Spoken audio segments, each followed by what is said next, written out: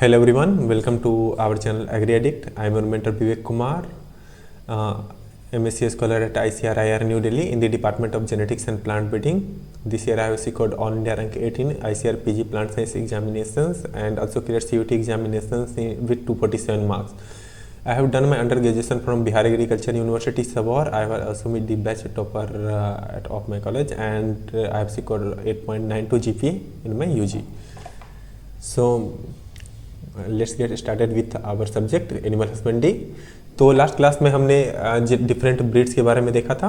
तो last class का recap कर ले तो हमने क्या क्या देखा था। डिफरेंट जो हमारे ब्रीड्स हैं वो हमारा कंप्लीट हो चुका है, जैसे कि कैटल,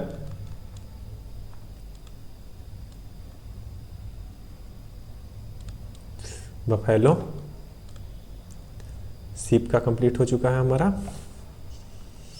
और हमारा गोट का कंप्लीट हो चुका है, और स्वाइन का कंप्लीट हो चुका है। तो अब हमारे नेक्स्ट टॉपिक जो काफ़ी इंपॉर्टेंट टॉपिक है, care and management of live stock की तरफ बढ़ते हैं।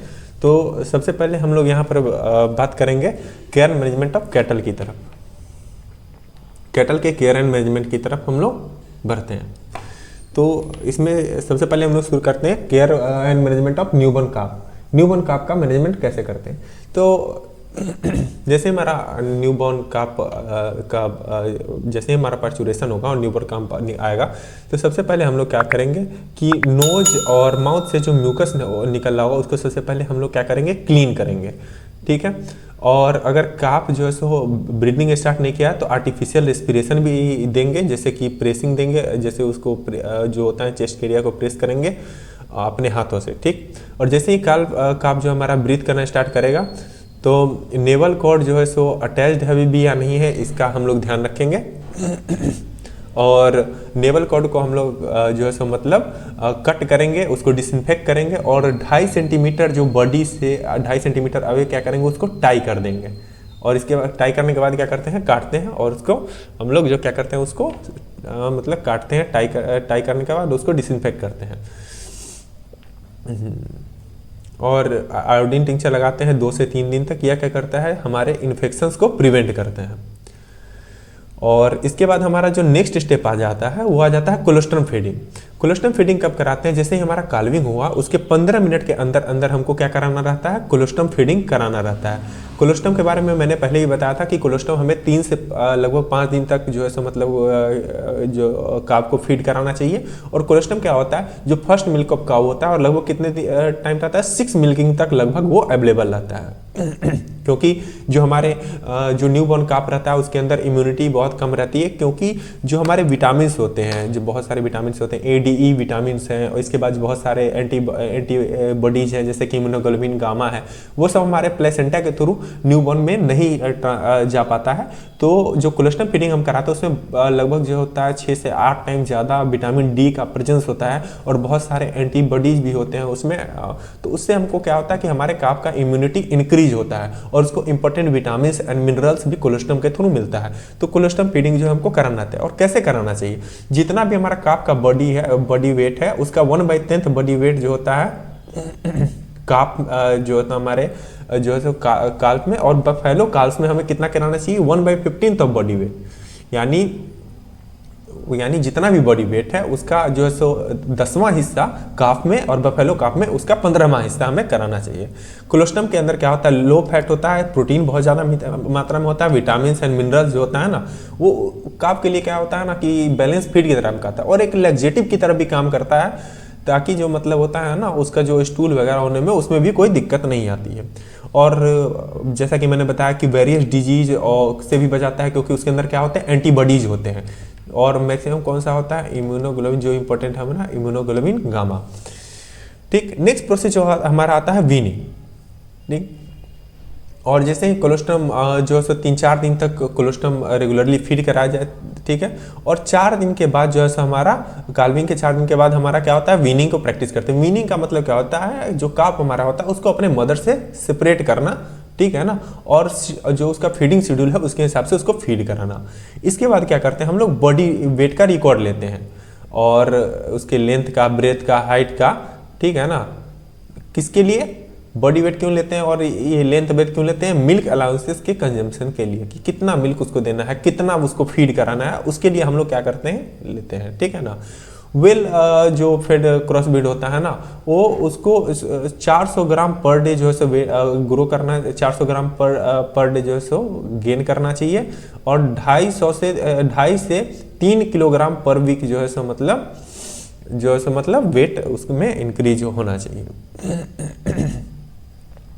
डिहॉर्निंग एंड डिसबर्डिंग। नेक्स्ट प्रोसेस जो हमारा आता है डिसबर्डिंग। डिसबर्डिंग जो होता है हमारा जो है तो स्टार्टिंग में ही कर लिया जाता है, स्टार्टिंग के 3 से 10 दिन के एज में। तो क्या होता है कि डिसबर्डिंग का प्रोसेस क्या होता है, जो हमारे हॉर्न बर्ड्स होते हैं, जो हमारे हॉर्न सेल्स होते हैं, बर्ड्स के अंदर क्या होता है, सेल्स होते हैं, जो हमारे हॉर्न्स को ग्रो कराते हैं, उनको हम लोग को क्या करना होता है, डिस्टॉर्ब करना होता है अर्ली एज में, 3 से 10 दिनों के जो अंदर काल्विंग के, उसको डिस्ट्रॉय करना होता है ताकि उसके हॉर्न्स को हटाया जा सके। डिसबर्डिंग हम लोग क्यों करते हैं? क्योंकि मैनेजमेंट में काफ़ी इजी रहता है। जो हॉर्न्स हो जाएंगे लेटर स्टेजेस ऑफ लाइफ में, वो काऊ एक दूसरे को जो सो डैमेज कर सकते हैं, और जो हमारे हैंडलर्स हैं और जो कीपर्स हैं उनको भी नुकसान पहुंचा सकते हैं, ठीक है। तो उसके लिए हम लोग डिसबर्डिंग और डिसहॉर्निंग का जो ऑपरेशन है वो कैरीड आउट करते हैं। नेक्स्ट हम लोग देखते हैं हीफर का मैनेजमेंट कैसे करते हैं। हीफर को हम लोग क्या करते हैं, इंडोर रियर करते हैं, जो उनको ग्रो कराते हैं, इंडोर कराते हैं, और आउटडोर कब कराते हैं, 9 से 12 महीनों के बाद। जब हमारी पर 9 से 12 महीनों की हो जाती है तब उसको बाहर कराते हैं। आउटसाइड जब हम उसको ग्रो कराएंगे तो उस कंडीशन का हम लोग ध्यान रखेंगे कि एडवर्स क्लाइमेटिक कंडीशन से उसको बचा करके रखना है। जैसे कि एडवर्स क्लाइमेटिक कंडीशन, जैसे कि जो हमारा बारिश होता है, गर्म धूप होती है, बर्फ, या फिर बहुत सारे हैवी विंड चल रही है, या फिर बाहर मच्छर वगैरह होते हैं, पैरासिटिक इन्फेक्शन हो सकते हैं, तो उससे प्रोटेक्शन का हमको ध्यान रखना है। और एक्जोटिक ब्रीड जो हीफर होते हैं तो उसका परफॉर्मेंस जो होता है ना काफ़ी कम होता है, मतलब काफ़ी कम होता है ट्रॉपिकल एरियाज में, आउटडोर में। क्योंकि ट्रॉपिकल एरियाज में क्या होता है, हमारे जो होता है मतलब काफ़ी हॉट क्लाइमेट होता है, ह्यूमिडिटी बहुत ज़्यादा होता है, और मोस्ट ऑफ दी हमारे एक्जोटिक ब्रीड जो होते हैं हॉट एंड ह्यूमिड क्लाइमेट में अच्छा प्रदर्शन नहीं कर सकते हैं, ठीक है। तो एक्जोटिक ब्रीड का इस केस में हमको ध्यान रखना पड़ता है। जो हमारे स्मॉल ब्रीड्स होते हैं उनको पहले ब्रीडिंग पर क्या किया जाता है, पहला ब्रीडिंग करा जाता है 15 मंथ पे, और लार्जर ब्रीड जो होता है फर्स्ट ब्रीडिंग जो हमारे, मतलब मैं यहाँ पर कहना चाहता हूँ कि जो हमारे जो स्मॉल ब्रीड्स होते हैं, जो छोटे ब्रीड्स होते हैं, उनका पहला ब्रीडिंग कब करा जाता है, 15 मंथ के एज में। फर्स्ट ब्रीडिंग कब करा जाता है, 15 मंथ के एज में। और लार्जर ब्रीड जो हमारे होते हैं फर्स्ट ब्रीडिंग उनका करा जाता है 18 महीनों के एज में, ठीक है। इतना हम समझ गए। लाइव वेट जो होना चाहिए ब्रीडिंग के टाइम, स्मॉलर ब्रीड का होना चाहिए 200 से 225 किलोग्राम, और जो हमारे लार्जर ब्रीड है उनका कितना होना चाहिए, 275 ग्राम ऑन एन एवरेज वेट होना चाहिए ब्रीडिंग के लिए, ठीक है। क्रॉस ब्रीड हीपर जो होता है ना, हीट का साइन शो कर देता है 10 मंथ के एज में, बट उनको मेट नहीं करा जाता है जब तक उनका बॉडी 225 या फिर 275 केजी के आसपास नहीं हो जाए, और या फिर एवरेज वेट, एवरेज जो उनका होना चाहिए, मंथ होना चाहिए, एज होना चाहिए, वो 14 मंथ का होना चाहिए, ठीक है ना। यानी हीट का सिम्टम उनमें 10 महीनों में आ जाता है, लेकिन उनको मेट तब तक नहीं कराया जाता है जब तक उनका 225 या फिर 275 केजी का वेट ना हो जाए और 14 महीनों का एज ना हो जाए, ठीक। फर्स्ट काल्विंग कब होता है हमारा, 225 से 28 मंथ के एज में हमारा फर्स्ट काल्विंग होता है। अब हम लोग देख लेते हैं कि हीफर को फीडिंग कैसे करा जाता है। तो कंसंट्रेट फीड की बात किया जाए तो 3 मंथ से, यानी 3 महीनों से लेकर के 1 साल के एज तक 1 केजी कंसंट्रेट हम उनको खिलाते हैं। कंसंट्रेट क्या होता है, कंसंट्रेट का जो होता है ना, ये वेट कम होता है, पर न्यूट्रिएंट क्या होता है इनमें, न्यूट्रिएंट क्या होता है, ज़्यादा होता है, ठीक। ये बल्कि नहीं होते हैं, काफ़ी कम होते हैं। इसमें कंसंट्रेट अलग अलग तरह के होते हैं, जैसे कि एनर्जी रिच कंसंट्रेट होते हैं, प्रोटीन रिच कंसंट्रेट होते हैं। तो जैसे कि हमारा कंसंट्रेट में देखा जाए तो दलहन वगैरह देते हैं जिनमें प्रोटीन बहुत ज़्यादा होता है, विटामिन और मिनरल्स बहुत भर भर के होते हैं। एनर्जी रिच में हम लोग जो है सो मतलब उनको ग्रेन्स वगैरह खिलाते हैं, ठीक है। 1 साल के ऊपर जो हो जाते हैं तो उनको जो है सो मतलब 2 केजी कंसंट्रेट जो है सो हम लोग डेली खिलाते हैं। प्रेग्नेंट हीफर को, जब हमारी हीफर जो है सो प्रेग्नेंट का हो जाती है तब उसको 3 से 3.5 केजी जो है सो कंसंट्रेट फीड देते हैं। ग्रीन फॉडर की बात किया जाए तो लेगुमिनस फॉडर जो है उनको 10 केजी, और नॉन लेगुमिनस फॉडर जो है सो 25 केजी दें। यानी अगर हम लोग लेगुमिनस फॉडर उनको खिला रहे हैं तो उनको हम लोग 10 केजी लेगुमिनस फॉडर देंगे, और नॉन लेगुमिनस फॉडर हम लोग 25 केजी, और ड्राई फॉडर हम लोग 3 केजी डेली देंगे। हम लोग बताइए कि जैसे मैंने प्रीवियस क्लासेस में आपको बताया था कि जब हम लोग अपने काऊ को ल्यूसर्न या फिर बरसीम खिलाते हैं तो उसके साथ साथ हमें कुछ मात्रा में उनको हे भी खिलाना चाहिए। ऐसा हम लोग क्यों करते हैं, ये बात मैंने आपको बताया था। ये ऐसा इसलिए करना चाहिए क्योंकि जब ये हम लोग ज़्यादा मात्रा में खिलाते हैं तो उनको एक प्रॉब्लम आती है ब्लोट की। ब्लोट में क्या आता है, उनके जो स्टोमक होता है वो ब्लोट के कंडीशन में उसमें गैस क्या होता है, एक्यूमुलेशन हो जाता है, गैस काफ़ी मात्रा में बढ़ जाता है तो उनको काफ़ी बहुत ज़्यादा दिक्कत होने लगती है। तो ल्यूसर्न और बरसीम अगर हम अपने हीफर्स को या फिर काऊ को ज़्यादा मात्रा में खिलाते हैं तो उनमें ब्लोट की समस्या आती है, तो उसके लिए हम लोग कुछ ही भी देते हैं ताकि ब्लोट की समस्या से उनको ना गुजरना पड़े। ठीक है, तो नेक्स्ट हम लोग चलते हैं वैक्सीनेशन शेड्यूल। अब हमारी पर तो उनको बहुत सारे डिजीज से प्रोटेक्ट करने के लिए हम लोग वैक्सीनेट भी करना पड़ेगा। तो ब्रूसेल स्ट्रेन 19 जो होता है उसके प्रति वैक्सीनेट किस लिए कराते हैं, क्योंकि ब्रूसेलोसिस हो जाता है। ब्रूसेलोसिस में क्या हो जाता है कि उसमें ना क्या हो जाता है, एबॉर्शन हो जाता है, अर्ली एबॉर्शन हो जाता है। 4 से 6 मंथ जो हमारी काफ होती है उसके अंदर इसको हमको वैक्सीनेट कराना पड़ता है, नहीं तो ब्रूसेलोसिस से क्या हो जाता है, एबॉर्शन हो जाता है। नेक्स्ट हमारा FMD, foot and mouth disease, ये एक वायरल इन्फेक्शन है। इसके लिए जो हमारा होता है ना, पहला जो है 4 मंथ में, फिर 9 मंथ और 12 मंथ। ठीक है ना, पहला वैक्सीनेशन हमको 2 से 4 महीनों के अंदर जो हमारी काल्प होती है उसमें कराया जाता है, और पहले वैक्सीनेशन के 2 से 4 महीनों के बाद नेक्स्ट वैक्सीनेशन कराया जाता है, और इसके बाद साल में 2 बार कराया जाता है। नेक्स्ट हमारा रिंडर पेस्ट के लिए 1 से 3 सालों का जो एज होती है मैं आपको तब कराया जाता है। हेमोरेजिक सेप्टिसेमिया के लिए जो है 1 साल के एज में। एंथ्रेक्स के लिए 6 से 12 महीने की तरह जो हमारी काफ हो जाएगी तो उसमें कराया जाता है। ब्लैक क्वार्टर 1 ईयर, ठीक है ना, 8 वीक बिफोर वीनिंग, यानी वीनिंग हम जब अपने काफ को जो है सो अलग करते हैं उसकी मदर से, तो उससे 8 वीक पहले हमको जो है सो ब्लैक क्वार्टर का वैक्सीनेशन कर देना चाहिए। और अदर जो कंटेजियस डिजीज होता है उसके लिए वैक्सीनेशन हम लोग को अकॉर्डिंगली करना चाहिए। अब हम लोग प्रेग्नेंट एनिमल्स का जो केयर एंड मैनेजमेंट कैसे करेंगे उसके बारे में देख लेते हैं। जब हम आर्टिफिशियल इंसेमिनेशन करा देंगे उसके 90 दिनों के अंदर अंदर हमको प्रेगनेंसी को आइडेंटिफाई करना है। जो प्रेगनेंसी के सिम्टम्स होते हैं अलग अलग उनको आइडेंटिफाई करना है। और जो पहला क्वार्टर होता है ना गेस्टेशन पीरियड का, वो फिर काफ़ी क्रिटिकल होता है, उसमें हमको अपने एनिमल्स की केयर बहुत ज़्यादा अच्छे से करनी होती है। ठीक है, तो इस बात का ध्यान रखना है। और इसलिए ध्यान रखना पड़ता है कि अगर मान लीजिए कोई डिजीज का सिम्टम आ गया या फिर किसी तरह का फूड में दिक्कत है या फिर हम उनको प्रॉपर फीडिंग नहीं करा रहे हैं, उनको प्रॉपर इन्वायरमेंट नहीं दे रहे हैं, तो अर्ली स्टेज में भी क्या हो सकता है कि एबॉर्शन हो सकता है। 25 से 35 केजी ग्रीन फॉडर, जैसे कि नॉन लेगुमिनस और लेगुमिनस के बारे में बताया था कि लेगुमिनस है तो अपने को 10 केजी डेली देना है, नॉन लेगुमिनस है तो 25 केजी के आसपास देना है। बट यहाँ पर जब प्रेग्नेंट जो होती है हमारी एनिमल्स, उनको 25 से 35 KG green fodder per day और 5 KG paddy extra. Paddy extra ये एक तरह से किसकी तरह काम करेगा, ही की तरह काम करेगा। ठीक, कंसंट्रेट फीड कितना देना है, 3.5 केजी पर डे हमको कंसंट्रेट फीड कराना है। और 45 से 60, जब हमारा गेस्टेशन पीरियड चल रहा है उसके दौरान 45 से 60 दिन का ड्राई पीरियड काफ़ी ज़रूरी होता है, यानी उस टाइम हमको मिल्किंग नहीं करनी है।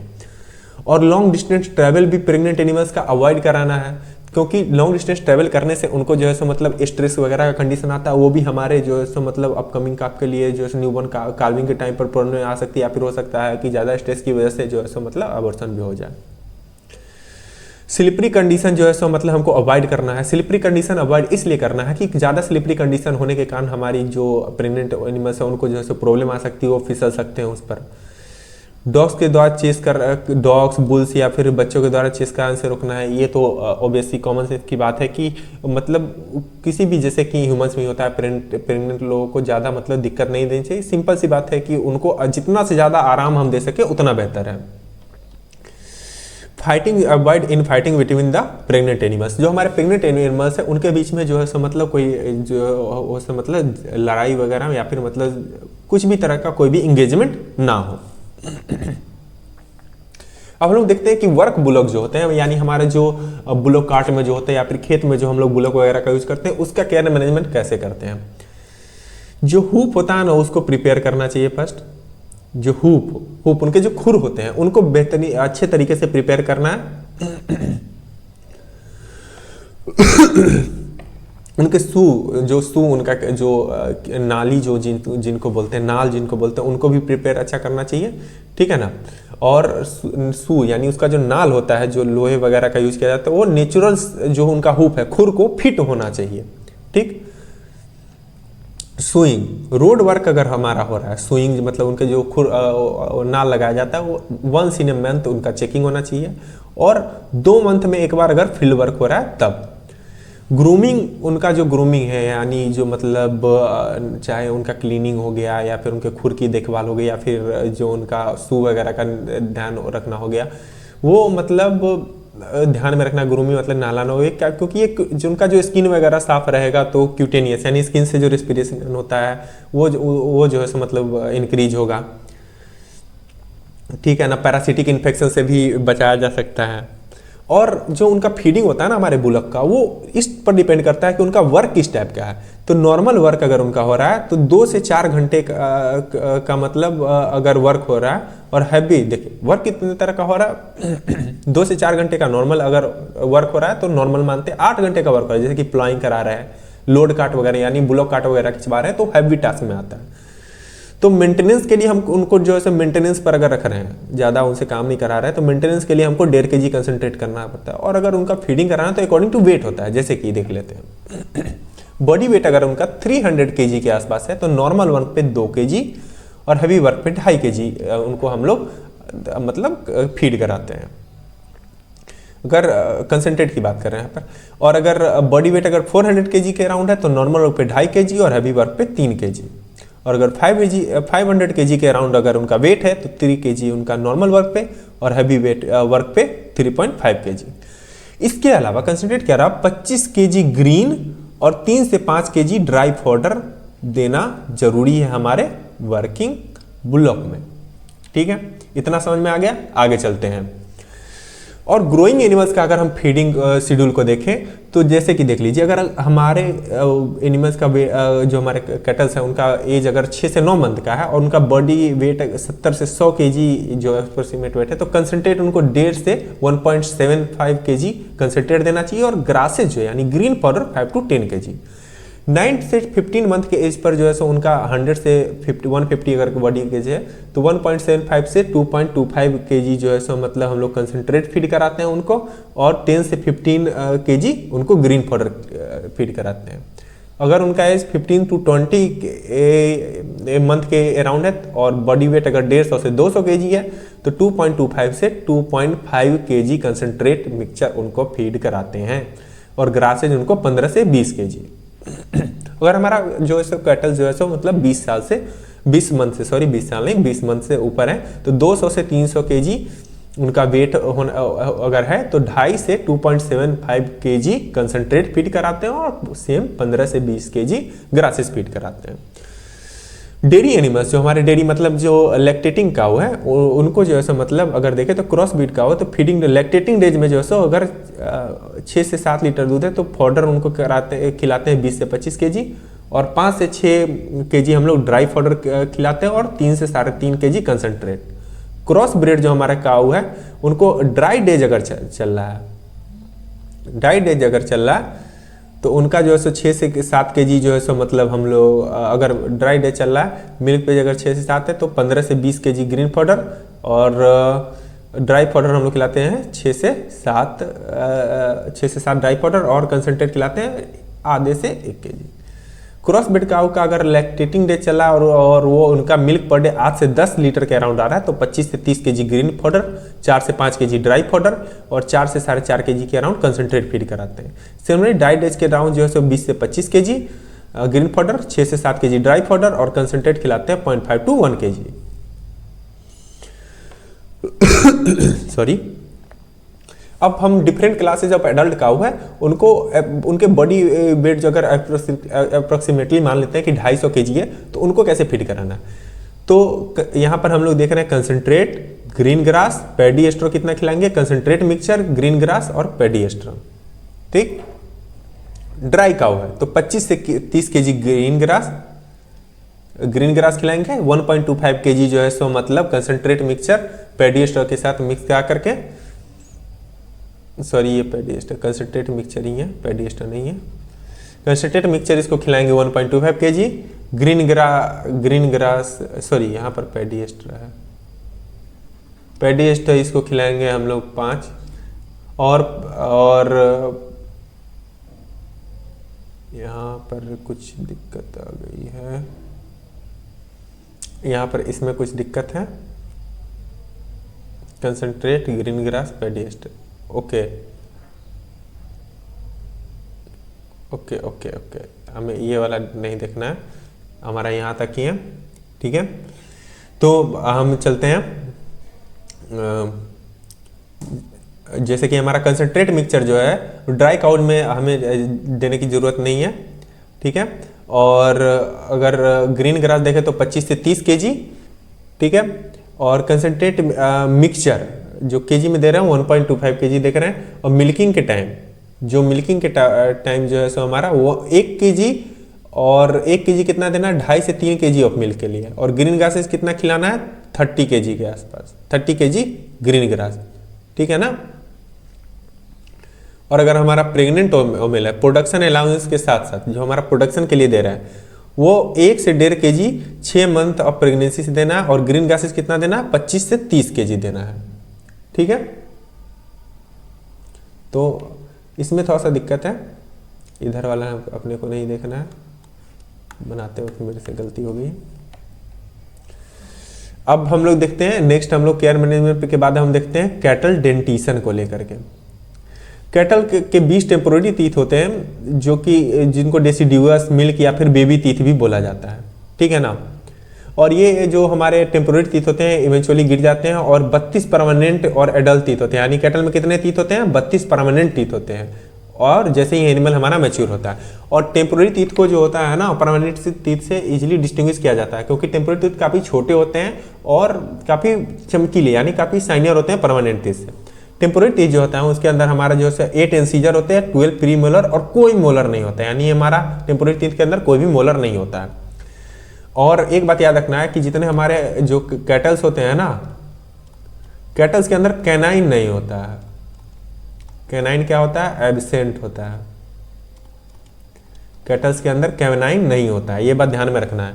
डेंटल फार्मूला देखें तो जो हमारा ऊपर वाले में देखे तो 4 हमारा लोअर जॉ में जो होता है हमारा 4 इंसीजर, कोई भी प्रीमोलर, कोई भी कैनाइन नहीं होता है, हम ये देखना है। प्रीमोलर हमारा ऊपर के जॉ में भी 3 और नीचे के जॉ में भी 3 होता है।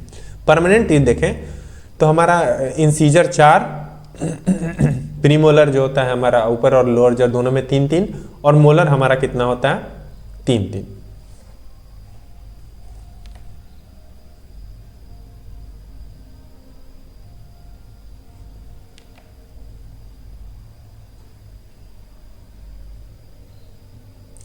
अब हम लोग सीप एंड गोट का जो है सो केयर एंड मैनेजमेंट देखते हैं। सीप एंड गोट की बात किया जाए तो ये पहले रूमिनेंट थे जिनको मैन ने डोमेस्टिकेट किया था। गोट का काफ़ी ज़्यादा यूटिलिटी है। गोट की बात किया जाए तो हम उसको मिल्क के लिए, मीट के लिए, स्किन के लिए, और जो है मतलब बेस्ट क्वालिटी फाइबर जो होता है जैसे कि पश्मीना हो गया और काफ़ी मोहेर वगैरह हो गया, इन सबको जो है हम लोग ऑब्टेन करने के लिए गोट एंड सीप का रियरिंग करते हैं। और जितने भी हमारे लाइफ स्टॉक है कंट्री में उसमें का 25% जो होता है गोट ही कंट्रीब्यूट करता है। सीप और गोट में और पिग में जो हमारे कॉमन टर्म्स यूज होते हैं उनको हम लोग देख लेते हैं। तो गोट के फीमेल को क्या बोला जाता है, डोई बोला जाता है, और सीप के फीमेल को यू, और जो हमारे पिग होते हैं उनमें सो बोला जाता है। मेल को बक गोट में, सीप में रैम, और स्वाइन में जो होता है बोर बोला जाता है। यंग वन को जो है किड बोला जाता है, सीप में लैम्ब और स्वाइन में लीटर। एक्ट ऑफ पार्चुरेशन को किडिंग बोला जाता है गोट में, लैम्बिंग बोला जाता है सीप में, और फरोइंग बोला जाता है स्वाइन में। एवरेज लाइफ जो होता है 12 से 15 ईयर दोनों सीप और गोट का होता है, और 8 से 10 साल होता है अपने स्वाइन का। मीट को चिवोन बोला जाता है गोट में, मटन बोला जाता है सीप में, और पोर्क बोला जाता है स्वाइन में। ग्रुप को हर्ड बोलते हैं गोट में, सीप में फ्लॉक बोलते हैं, और ड्रिफ्ट या फिर लीटर बोलते हैं हम लोग स्वाइन में। अब लोग कुछ कैरेक्टर्स देख लेते हैं। सीप का जो हमारा साइंटिफिक नेम है वो है हमारा ओविस एरिस, और हमारा गोट का है कैप्रा हिरकस। क्रोमोसोम नंबर इसका 54 है, इसका लगभग इसका 60 है। ग्रुप को फ्लॉक बोलते हैं, या फिर फ्लॉक या फिर बैंड दोनों बोलते हैं। इसको वीदर बोलते हैं कैस्टेटन मेल को, और इसको भी वीदर बोलते हैं। साउंड को इसको ब्लीटिंग बोलते हैं, इसमें भी ब्लीटिंग बोलते हैं। एक्ट ऑफ मेटिंग को शिप में ट्यूपिंग बोलते हैं। एक प्रीवियस ईयर क्वेश्चन भी आया था इस पर कि act of mating in ship को क्या बोलते हैं, तो इसमें ट्यूपिंग बोलते हैं। और गोट में सर्विंग बोलते हैं। एक्ट ऑफ पार्चुरेशन को लैम्बिंग बोलते हैं शिप में, और गोट में इसको किडिंग बोलते हैं। फीडिंग बिहेवियर को हम लोग जो है सो मतलब शिप में ग्रेजिंग बोलते हैं, और गोट में इसको हम लोग ब्राउजिंग बोलते हैं। शिप एंड गोट के प्रोडक्शन को हम लोग जो है सो अलग अलग कैटेगरीज में, अलग अलग सिस्टम में डिवाइड कर सकते हैं। ठीक है, जैसे कि ये हमारा fine wool production from sheep and goat as the main product, यानी हमारा अगर wool production sheep and goat से मेन पर्पस है, और मीट हमारा क्या है, बाई प्रोडक्ट है। नेक्स्ट हमारा सिस्टम क्या है, मीट हमारा मेन प्रोडक्ट है, और वूल फाइबर एंड स्किन क्या है, हमारा बाई प्रोडक्ट है।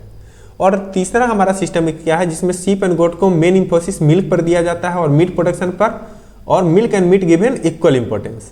या तो मिल्क और मीट को जो है सो मतलब अलग अलग इंपॉर्टेंस देते हैं, या फिर मतलब मीट और मिल्क को मेल इंफोसिस देते हैं, या फिर दोनों को इक्वल इंफोसिस देते हैं। एंड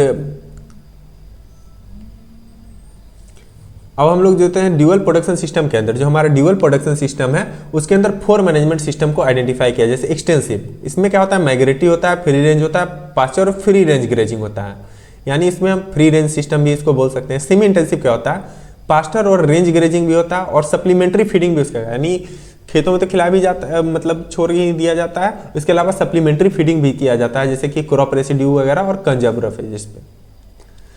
इंटेंसिव के अंदर क्या होता है कि इम्प्रूव पास्चरेज, जो मतलब इंडिविजुअली जैसे मतलब स्पेशली उगाया जाता है जो हमारे लाइव स्टॉक के लिए, उसके लिए इसके अंदर ग्रेजिंग जो है से 0 कराया जाता है, मतलब खुले रेंज फ्री रेंज नहीं होता है इसमें। कंजर्व फॉरेज भी इसमें खिलाया जाता है। क्रॉप रेसिड्यूज और इंक्रीज यूज ऑफ कंसनट्रेट, इसमें कंसनट्रेट का यूज को इंक्रीज कराया जाता है। फोर्थ हमारा टेथरिंग, स्मॉल साइज फ्लॉक इसमें रखा जाता है 2 से 20 एनिमल का। ठीक है, ये सबसिस्टेंस के लिए फैमिली सिस्टम है, और इसमें एनिमल जो होता है ना, किचन जो हमारे जो किचन वगैरह में जो वेस्ट बच जाते हैं उन पर खिलाया जाता है, यानी ये मेनली जो है हमारा सबसिस्टेंस फार्मिंग के अंदर आता है, और इसके अंदर अदर सप्लीमेंट्री फीड वगैरह भी दिया जाता है। अब हम देखते हैं फीडिंग बिहेवियर के लिए।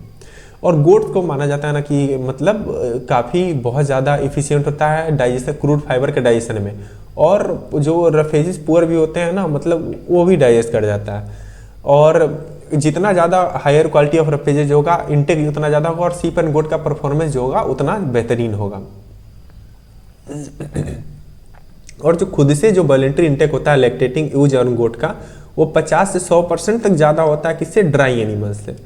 ठीक, और फीडिंग बिहेवियर शिप को ग्रेजिंग कहते हैं, या फिर और गोट में इसको क्या बोलते हैं, ब्राउजिंग बोलते हैं। कंसंट्रेट फीड इंग्रेडिएंट गोट के लिए क्या है, गोट एंड शिप के लिए क्या है, सोरगम, मेज, broken rice, jowar, soybean cake and groundnut cake. Next हम लोग चलते हैं फ्लशिंग यूज। ठीक है ना, जो हमारा 2 से 3 वीक जो हमारा ब्रीडिंग सीजन से 2 से 3 वीक पहले की जो यूज होते हैं उनका जो न्यूट्रिशन होता है ना, उसको इंक्रीज करा दिया जाता है ताकि उनका बॉडी वेट इंक्रीज हो सके। ठीक, उसके कारण क्या होगा हमारा कि यूज जो है हमारी जो मतलब फीमेल शिप है वो बहुत जल्दी हीट में आ जाएगी और अर्ली लैम्प्स देगी। ठीक है, इसके बाद अगर देखें तो, और इसके बाद क्या होता है कि हमारा अगर देखें तो यूज को हीट में जल्दी लाने से हमारा फायदा क्या होता है कि यूनिफॉर्म लैम्प, हमारा लैमिंग का जो प्रोसेस होता है हमारा यूनिफॉर्म रहता है। और फ्लशिंग के अलावा भी हम लोग क्या करते हैं कि लैम्बिंग रेट को जो होता है ना, मल्टीपल बर्थ जो हो सकता है, मल्टीपल बर्थ करा सकते हैं फ्लॉक में। और ये कब कराया जाता है, मई के हाफ में, हाफ ऑफ मई यानी 15 मई के अराउंड हम लोग इंडिया में इसको कराते हैं। और अलग अलग फ्लशिंग राशन हम लोग देखें तो क्या क्या है, हमारा पास्चर, लेग्यूम्स एंड ग्रासेस का मिक्सचर है, और ग्रास पास्चर के अलावा 150 ग्राम वीट का जो ब्रेन यानी चोकर जिसको हम लोग बोलते हैं पर हेड पर डे, यानी 150 ग्राम चोकर पर जो होता है जो फ्लशिंग यूज को दिया जाता है। ग्रास पास्चर के अलावा जैसे 250 ग्राम ग्रेन और 450 ग्राम ऑफ वाइल्ड केक दे सकते हैं। लेग्यूम का हे दे सकते हैं, और इसके अलावा 100 ग्राम व्हीट ब्रान और 150 to 200 gram grain and green fodder भी दे सकते हैं 10% of the body weight and 150 से 200 ग्राम हम लोग कंसंट्रेट पर हेड पर डे देते हैं फ्लशिंग यूज को। सॉरी, हम लोग देते हैं कि pregnant parturient and lactating use and dose को कैसे मैनेज करते हैं। तो हम लोग का जो प्रेग्नेंट और जो लैक्टेटिंग यूज होते हैं उनको जो है मतलब बहुत ज़्यादा ध्यान रखना पड़ता है। तो कुछ स्टेप्स होते हैं उनमें क्या क्या हमको करना है, तो देखते हैं हम उनको तो काफ़ी फ्रिक्वेंटली जो है मतलब एक प्लेस से दूसरे प्लेस जो है मूव नहीं कराना चाहिए, ये हमको काफ़ी ध्यान रखना है और काफ़ी फ्रिक्वेंटली उनको हैंडल नहीं करना चाहिए। और जो एडवांस प्रेग्नेंट यूज है उनको फ्लॉक से अलग रखना चाहिए, यानी उनको उनके ग्रुप से अलग रखना चाहिए और उनका इफेक्ट मतलब ताकि उनका हम लोग जो है अच्छे से ध्यान रख सके और केयर कर सके। और लेटर पार्ट ऑफ प्रेगनेंसी यानी 3 से 4 वीक और जो पार्चुरेशन से 3 से 4 वीक पहले उनको क्या कराना है, एक्स्ट्रा फीड हम लोगों को उनको देना है ताकि उनका प्री पार्चुरेटिंग जो ईज है डो है हमारी, उनका मिल्क प्रोडक्शन इंक्रीज कर सके और जो हमारे जो बर्थ होगा उनको जो है मतलब ग्रोथ जो है मतलब बेहतरीन तरीके से हो सके। और अगर हम लोग ऐसा नहीं करते, अगर हम लोग को मतलब न्यूट्रिशन नहीं देते हैं ढंग से, तो क्या हो सकता है कि टॉक्सिकेमिया, अबॉर्शन या फिर प्री मैच्योर बर्थ भी हो सकता है। ठीक, इसके बाद हम लोग देखें कि गेस्टेशन लेंथ को हमको प्रॉपरली ऑब्जर्व करना है, जो कि 142 से 150 दिन का होता है दोनों सीप और गोट में देखे तो। और अर्ली मैच्योरिंग ब्रीड का जो होता है ना थोड़ा कम भी हो सकता है, अराउंड जो है सो मतलब 140 to 145 डेज के अराउंड भी हो सकता है। और हमारे पार्चुरेटिंग यूज है उनको कोल्ड एंड चिली वेदर से हमको बचा करके रखना है। लैम्बिंग और किडिंग के दौरान हमको क्या क्या ध्यान रखना है कि ईव और डो जो कि पार्चुरेट करने जिनका अभी जो है मतलब किडिंग या फिर लैम्बिंग का जो प्रोसेस होने वाला है, तो उनको वो क्या करता है कि वो फ्लॉक से अलग रखना है। उनको यूज कैसा दिखेंगी, रेस्टलेस होगी और उडर उनका क्या होगा, डिस्टेंटेड होगा और एक्सटर्नल जेनेटेलिया जो होता है फ्लश्ड या फिर फ्लैसिड कंडीशन में होंगे। और हेल्दी जो यूज और हमारे डो होते हैं उसके अंदर पार्चुरेशन कैसा होता है, काफ़ी नॉर्मल होता है, लेकिन फिर भी हमको जो है मतलब प्रिकॉशन लेना चाहिए। और लैम्प्स का केयर कैसे करते हैं, देखिए जब अर्ली पीरियड ऑफ लाइफ होता है किसी जब हमारा जो किड होता है या फिर लैम्प होता है या फिर अर्ली जब उनका जैसे ही उनका जो है पार्चुरेशन हुआ है अभी, तो उसके बाद हमको काफ़ी चीज़ें ध्यान में रखनी होती है। ठीक है, और हमको सबसे पहले क्या देख लें, जैसे कि लैम्प सकलिंग करने जाते हैं तो उनको हमको सबसे पहले क्या देखना है कि जो हमारी यूज है या फिर हमारी डोई है उसका जो उडर है वो जो उनका जो है मतलब टेस्ट जो उनका टिट्स होते हैं उनके अंदर जो है मतलब कहीं वो ब्लाइंडनेस तो नहीं है, उनसे मिल्क आ रहा है प्रॉपरली या नहीं आ रहा है, या फिर उसके अंदर मेस्टाइटिस का प्रॉब्लम तो नहीं आ रहा है, उसका ध्यान रखना है। देखिए, और बहुत अच्छे से ध्यान रखना है मदर का। और कभी कभी जब जो मदर मिल्क नहीं अपने जो है किड या फिर लैम्प्स को पीने देती है उनको क्या करना है, रिस्ट्रेन करके रखना है। क्रीप फूड देना है हमको अपने जो है सो मतलब न्यूबॉर्न को, और हे के साथ जिसके गुड क्वालिटी है विथ और without concentrate meter. Creep food क्या आता है उसके अंदर गुड क्वालिटी ऑफ हे होता है और कंसंट्रेट मिक्स हो भी सकता है, नहीं हो सकता है। सकलिंग लैम्प्स को हमको इसको देना है, किसके, मिल्क के अलावा। ग्रीन लेगुमिनस फॉडर भी अवेलेबल कराना है या फिर फ्रेश ट्री लीव्स अगर मिल जाए तो वो भी बेहतर है सकलिंग पीरियड के दौरान। इसके अलावा हम लोग क्या कर सकते हैं, ईयर टैगिंग करा सकते हैं या फिर टैटूइंग करा सकते हैं आइडेंटिफिकेशन पर्पस के लिए। ठीक, टेल डॉकिंग या फिर कस्ट्रेशन जो होता है वो फर्स्ट वीक में कर लेना चाहिए। ठीक है ना, किसके द्वारा, इलास्ट्रेटर के द्वारा किया जाता है। इलास्ट्रेटर मोस्टली यूज किया जाता है सीप एंड गोट में। ठीक है, कैस्टेशन के लिए जो है सो हम लोग क्लीन नाइफ, और अगर हम लोग को कैस्टेशन करना है तो अगर हम इलास्ट्रेटर का यूज नहीं कर रहे हैं तो उसके अलावा हम लोग जो है सो अगर सर्जिकल मेथड के लिए जाएं तो क्लीन नाइफ का यूज करना चाहिए। ठीक है, और अगर उनको जहाँ पर हम लोग रिस्टेन करके रख रहे हैं वहाँ पर और कैस्टेशन के दौरान हमको क्लीन जगह पे कैस्टेशन करना है और उनको प्रॉपरली रिस्टेन करके रखना है। ठीक है, ताकि हम लोग टिटनेस के प्रॉब्लम को अवॉइड कर सकें। अब हम लोग को क्या है कि न्यूबॉर्न है उनको कोलोस्टम फीडिंग भी कराना है। तो जो हमारे न्यूबॉर्न होते हैं, जो कोलोस्टम क्या होता है, जो फर्स्ट मिल्क होता है किसी भी लैक्टेटिंग एनिमल का, उनका उसको क्या बोलते हैं, कोलोस्टम बोलते हैं। और कोलोस्टम फीडिंग जो होता है ना वो बहुत ज़्यादा इंपॉर्टेंट होता है, जिससे कि मैंने अभी कैटल वगैरह का जब बताया था उसमें मैंने आपको लोगों को बताया था कि कोलोस्ट्रम जो होता है काफ़ी इंपॉर्टेंट होता है, क्योंकि वो जो है सो नेचुरल इम्यूनिटी देता है बहुत सारे डिजीजेस के अगेंस्ट, और बहुत सारे विटामिन मिनरल्स भी प्रोवाइड कराता है न्यूबॉर्न को। ठीक है, तो कोलोस्ट्रम फीडिंग काफ़ी ज़्यादा इंपॉर्टेंट होता है। अब नेक्स्ट हम आते हैं क्रीप फीडिंग। जब सकलिंग पीरियड चल रहा था, जब वो मिल्क पर चल रहे होते हैं, उसके अलावा भी हम लोग को फीड वगैरह उनको देना पड़ता है, तो वो हमारा होता है क्रीप फीडिंग। क्रीप फीडिंग जो होता है ना, 1 मंथ ऑफ एज से लेकर के 2 से 3 मंथ ऑफ एज तक क्रीप फीडिंग चलता है। क्रीप फीडिंग का मेन पर्पस क्या है, ताकि मोर न्यूट्रिशन हो सके और रैपिड ग्रोथ हो सके, क्योंकि मोस्ट ऑफ द टाइम हम लोग जो अपने जो हम लोग किड्स या फिर लैम्स होते हैं, वो बहुत सारे जो ब्रीड्स होते हैं उनको मीट पर्पस के लिए भी ग्रो कराते हैं, तो उनका रैपिड ग्रोथ होगा तो ज़्यादा इकोनॉमिकल होगा हमारे लिए। और जो हमारा जनरल क्वांटिटी जो दिया जाता है क्रीप फीड, वो 50 से 100 ग्राम पर एनिमल पर डे हमको देना चाहिए। उसके अंदर लगभग 22% के अराउंड प्रोटीन होना चाहिए। उसके साथ साथ हमको जो है सो ऑक्जी टेट्रासाइक्लिन और क्लोटेट्रासाइक्लिन एंटीबायोटिक्स भी उसके साथ ऐड करना चाहिए, जो कि 15 से 25 मिलीग्राम पर केजी ऑफ फीड, यानी अगर हम लोग 1 केजी फीड दे रहे हैं तो उसके साथ हमको 15 से 25 मिलीग्राम ऑक्जी टेट्रासाइक्लिन या फिर क्लोटेट्रासाइक्लिन एंटीबायोटिक्स हमको देना चाहिए। आइडियल क्रीप फीड का जो है सो मतलब अगर हम लोग देखें तो क्या होता है, मेज उसमें 40% होता है, groundnut cake 30%, wheat bran 10%, dual rice bran 13%, molasses 5%, mineral mixture 2%, salt उसमें 1% दे सकते हैं। फोर्टिफाइड वो होना चाहिए vitamin A, B2 and D3, और उसके साथ साथ एंटीबायोटिक सप्लीमेंट। कौन कौन से एंटीबायोटिक मैंने बताया, ऑक्जी टेट्रासाइक्लिन और क्लोरोटेट्रासाइक्लिन हम लोग को देना चाहिए 15 to 25 मिलीग्राम पर किलोग्राम ऑफ फीड के हिसाब से हम लोग को देना चाहिए। अब हम लोग को देखना है कि वीनिंग एंड केयर फॉर वीनर्स। वीनर्स का जो मैनेजमेंट ऑफ वीनर्स का होता है काफ़ी इंपॉर्टेंट पार्ट होता है सीप और गोट हस्बेंड्री में। ये सारे स्टेप हमको लेना चाहिए वीनर्स को मतलब वीनर्स को मैनेजमेंट करके।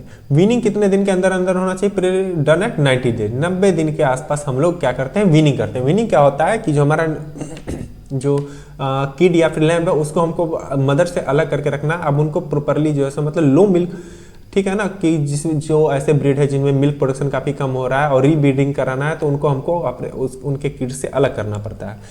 तो उसके दौरान हमको क्या करना है, सप्लीमेंट्री फीडिंग कराना है clean pasturage, good quality of clean pasturage से, ठीक। और उसके बाद हम लोग को क्या करना है कि गैस्ट्रोइंटेस्टाइनल पैरासाइट जो होता है ना, उसके अगेंस्ट हम लोग को ड्रेंच कराना है फर्स्ट मंथ में, और वैक्सीनेशन हमको करना है इंट्रोटॉक्सिकेमिया एंड सिप पॉक्स से। और इसके बाद जो हमारा विनर्स हैं उनको थॉर्नी टाइप या फिर पुअर जो बुरीज होते हैं और या फिर थॉर्नी टाइप पास्चर जो होता है उन पर फीड नहीं कराना है, क्योंकि उनसे उसके कारण उसको स्किन इरिटेशन, इंजरी या फिर इंजरी हो सकती है आइज या फिर उल। देखिए जो हमारे लैम्स होते हैं वो उनसे हमको आगे चल करके उड़ भी एक्सट्रैक्ट करना है, तो उनको आप अगर अर्ली एज में ही थॉर्नी या फिर बुरीज वगैरह, पुअर बुरीज वगैरह पे या फिर ज़्यादा थॉर्नी वगैरह पास्चर पे फीड कराएंगे तो उनका जो स्किन है वो डैमेज हो सकता है, आइज डैमेज हो सकता है, स्किन वगैरह पे डैमेज होगा, तो जो आपका इकोनॉमिकल बेनिफिट्स उससे आप लेना चाहते हैं वो आप नहीं ले पाएंगे, ठीक।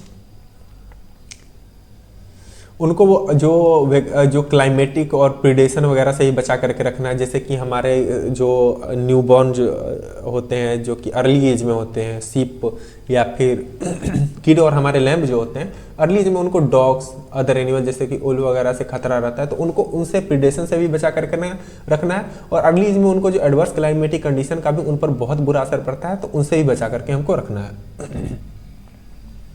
तो ये हमारा जो है सो केयर मैनेजमेंट ऑफ जो है सो सीप एंड गोट कंप्लीट हो चुका है। अब हम लोग स्वाइन और पिग्स की तरफ चलते हैं केयर मैनेजमेंट पर।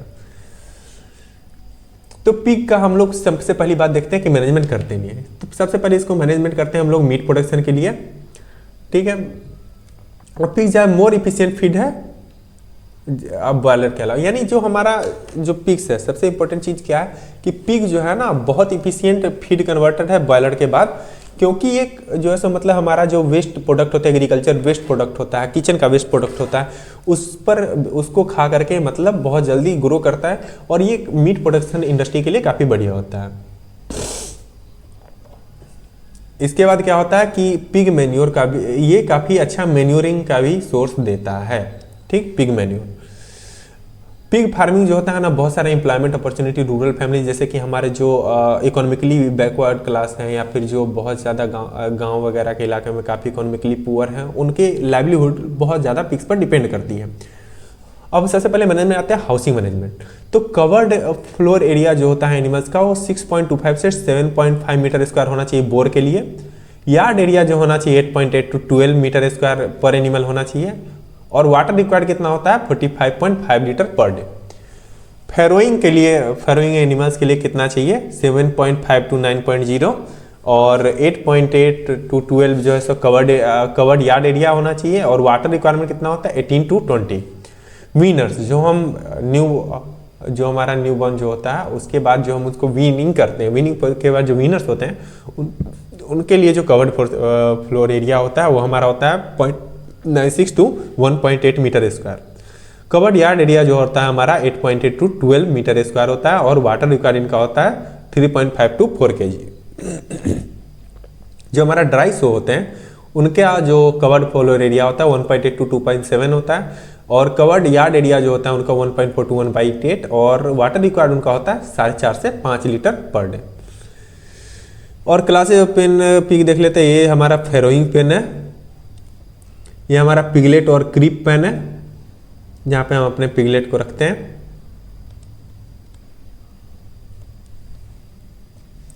अब हम देख लेते हैं वेलो। वेलो क्या होता है, ये एक मडी एरिया होता है, ठीक है ना। क्योंकि पिग, हमारे पिग्स में क्या होता है, प्रॉब्लम क्या है कि हमारे पिग्स में कभी कम स्वेट ग्लैंड होता है। तो जहां पर वार्म वेदर है तो मैच्योर ब्रीडिंग एनिमल्स का क्या होता है, और या फिर फैटनिंग एनिमल्स का क्या होता है कि उनको वेलो चाहिए होता है समर मंथ में, ताकि वो अपने टेम्परेचर को कूल डाउन कर सके। उनमें स्वेटिंग ज़्यादा होती नहीं है, तो उनमें दिक्कत क्या होती है कि उनको गर्मी से बचाने के लिए हॉट टेम्परेचर क्या कहते हैं वेलो देते हैं, ताकि वो क्या कर सकें अपने टेम्परेचर को कूल डाउन कर सकें। तो अगर हमको उनको मीट पर्पस के लिए ग्रो कराना है ताकि और अपने एनिमल्स को हेल्दी रखना है, तो उनको हम लोग को क्या देना चाहिए, काफ़ी क्लीन वेलो देना चाहिए जिसके अंदर प्रॉपर ड्रेनेज की सुविधा हो। और साइज ऑफ द वेलो, यानी हमारे वेलो का साइज किस पर डिपेंड करेगा कि हमारे नंबर कितने हैं और एनिमल्स का साइज कितना है। अब लोग देखते हैं फीडिंग मैनेजमेंट ऑफ पिग। और फीडिंग को फॉर्मुलेट करते टाइम क्या क्या चीज़ ध्यान में रखना है, और इकोनॉमिकल इंग्रेडिएंट्स को हमको देखना है। ग्रेन में क्या क्या है, मेज, सरगम, ओट और other millets, white and rice should भी बेसिक इंग्रेडिएंट होना चाहिए ग्रेन में। प्रोटीन सप्लीमेंट्स में वाइल्ड केक एंड फिश मील या फिर मीट मील हो सकता है। देखिए, अगर अपने पिग्स को पास्चर या फिर ग्रीन लेग्यूम्स खिला रहे हैं तो उनको विटामिन देने की जरूरत नहीं है।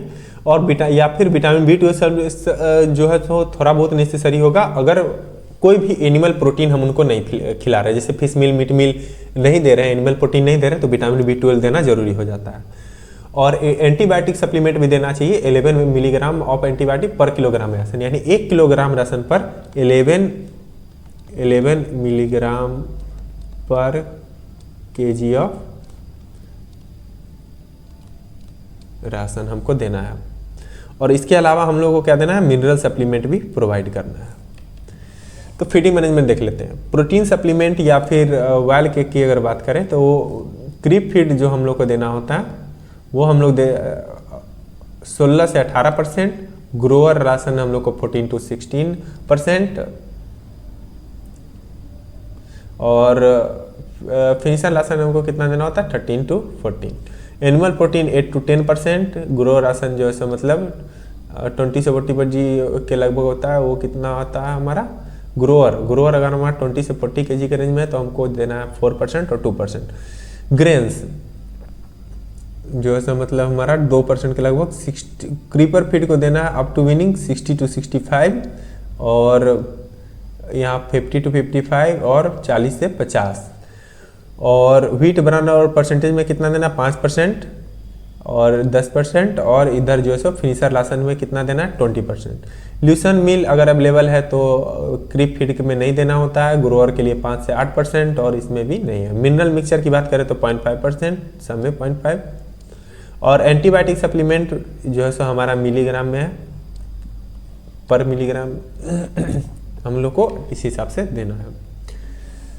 कंसनट्रेट फीड का जो है सो मतलब हम लोग को देखना है। मेज और सरगम और ब्रोकन व्हीट और ब्रोकन राइस या फिर बार्ले जो होता है कन्वीनियंट कॉम्बिनेशन में देना है। तो क्रीप फीड 14 से 56 दिन तक हम लोग कितना देना है, 64 ठीक है।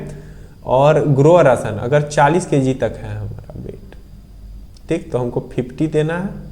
और अगर फिनिशर राशन कितना है, 40 से 90 kg है अगर हमारा, तो 50 देना है। और प्रेग्नेंट शो को भी हमको 50 kg ही 50% के आसपास का देना है।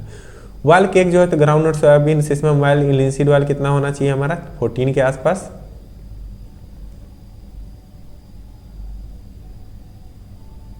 और मोलासे, और इसके बाद जो है सो हमारा वायल केक्स 18% और इसके अंदर 20% और इसके अंदर भी 20। मोलासेज हमको 5% होना चाहिए।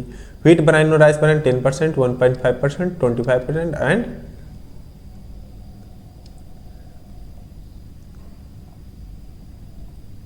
और फिश मिल और मीट मिल जो होना चाहिए, इस सारे जो है सो लगभग 5 के अराउंड देना है। और ये भी 3 और ये भी 5।